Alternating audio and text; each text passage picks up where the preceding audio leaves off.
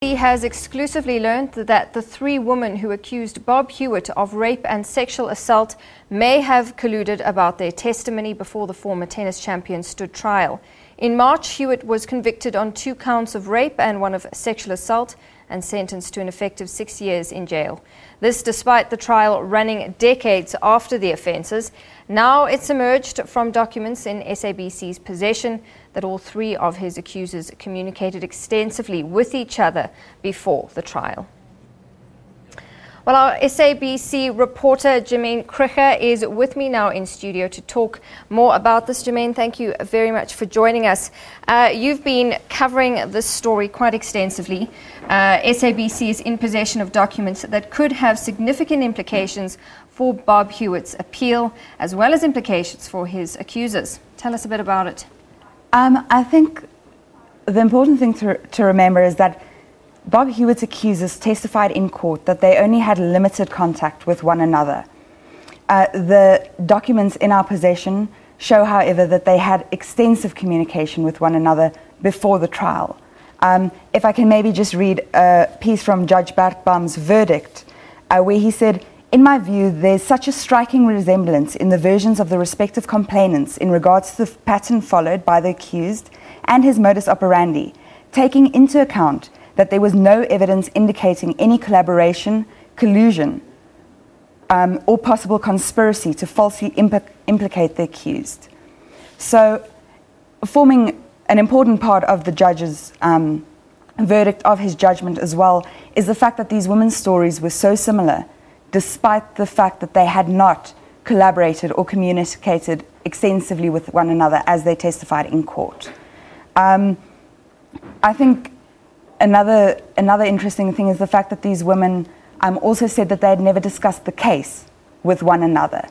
Now, if it comes out that that is not true, and that they had prior contact regarding the case, then of course a legal expert has indicated that they also have a chance of being charged with perjury. All right.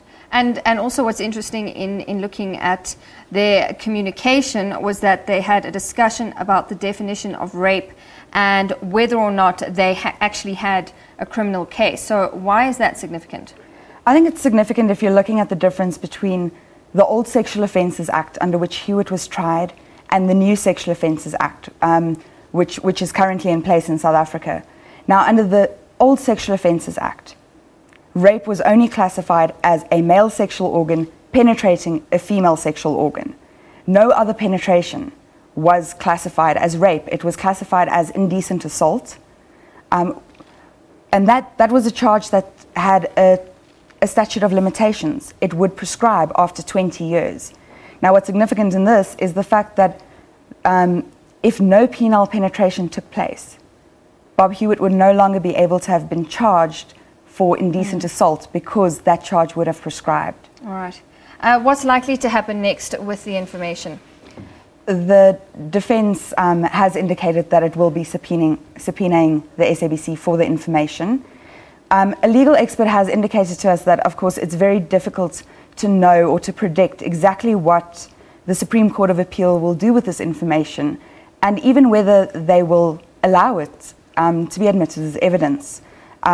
Obviously, the defense will be arguing that because it was found that there are certain inconsistencies, all of the victims' testimony should, there should be some doubt into whether whether these were the only inconsistencies. The state might, of course, indicate that just because there were inconsistencies in one part of their testimony does not mean that the entire evidence and the evidence in its entirety should be viewed with doubt.